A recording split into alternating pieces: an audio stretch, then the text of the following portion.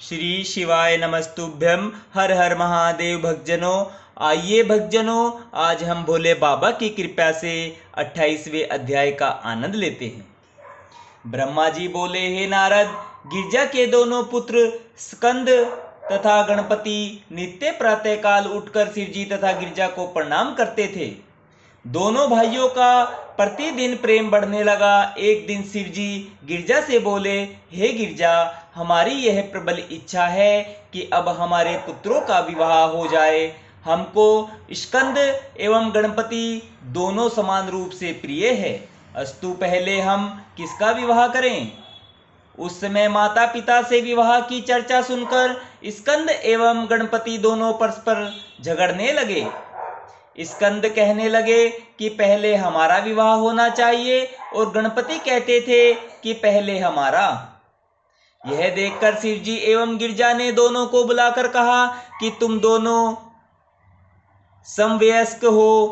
हम तुमसे इस बात की प्रतिज्ञा करते हैं कि तुम दोनों में से जो सर्वप्रथम संपूर्ण पृथ्वी की परिक्रमा करके लौट आएगा, उसी का विवाह हम पहले कर देंगे।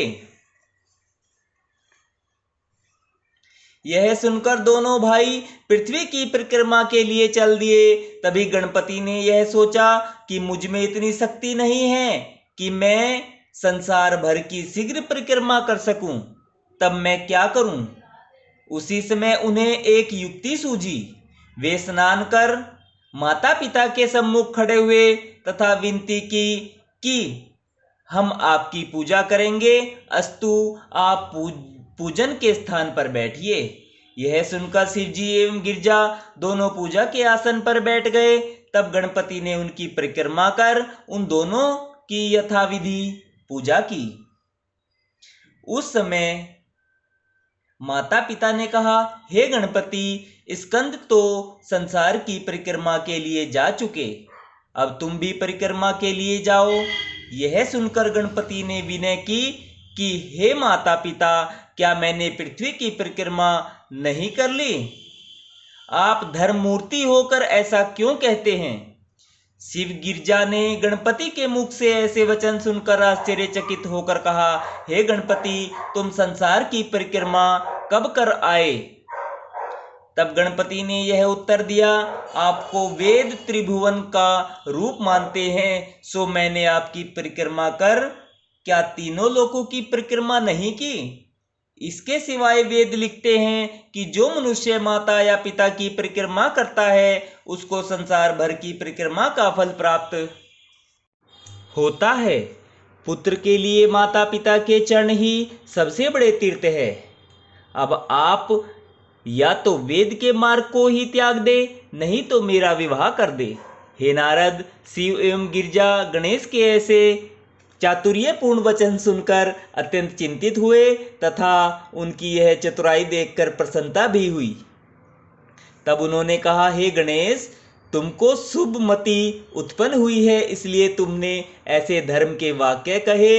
हम तुमसे कहते हैं कि तुम्हारा यह कथन वेद पुराण एवं शास्त्रों के समान विश्वास के योग्य प्रमाणित माना जाएगा। इसके अनुसार हम पहले तुम्हारा ही विवाह करेंगे।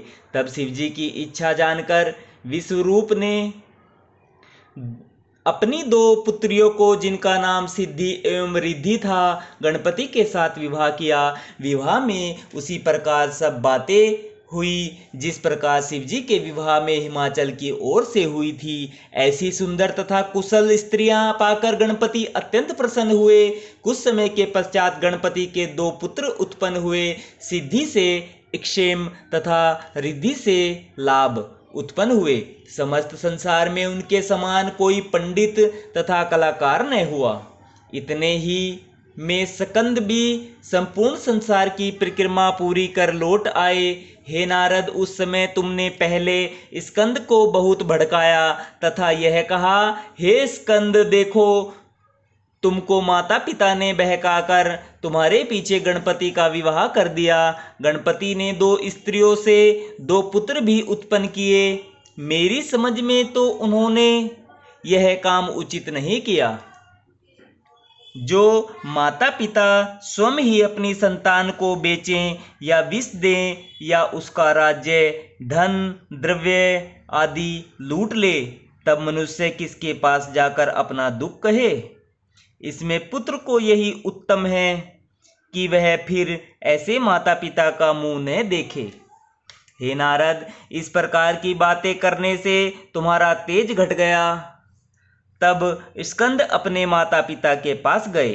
वहाँ माता पिता की स्तुति करने के पश्चात वे अत्यंत दुखी होकर क्रोंच पर्वत पर चले गए। यद्यपि उन्हें वहाँ जाने से माता पिता ने बहुत रोका, परंतु स्कंद जी नहीं लौटे। हे नारद, शिव जी के चरित्र ऐसे आश्चर्यजनक है कि उनको कोई नहीं जान पाता। हे नारद, स्कंद जी क्रोंच पर्वत में जब से स्थित हुए तब से वहां की दशा ही बदल गई। वह पर्वत यश में वृद्धि करने वाला, पापों को घटाने वाला तथा अत्यंत आनंददायक हो गया। स्कंद जी तब से उसी पर्वत पर वास करते हैं। उनके दर्शनों से समूल पाप नष्ट हो जाते हैं। प्रत्येक मास की पूर्णमासी के दिन समस्त देवता एवं मुनि एक साथ वहां जाकर स्कंद के दर्शन करके कृतार्थ होते हैं।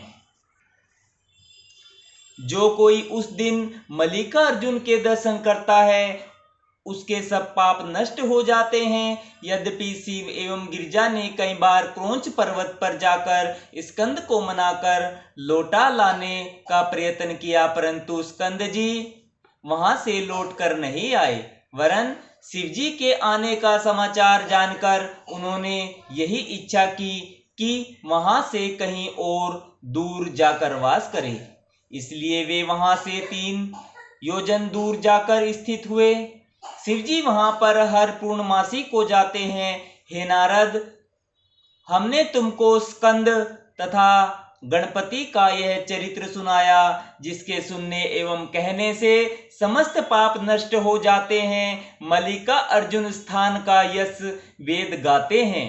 गणपति के इस चरित्र को जो कोई सुनेगा वह संसार में आनंद तथा अंत में शिव जी के धाम को प्राप्त करेगा।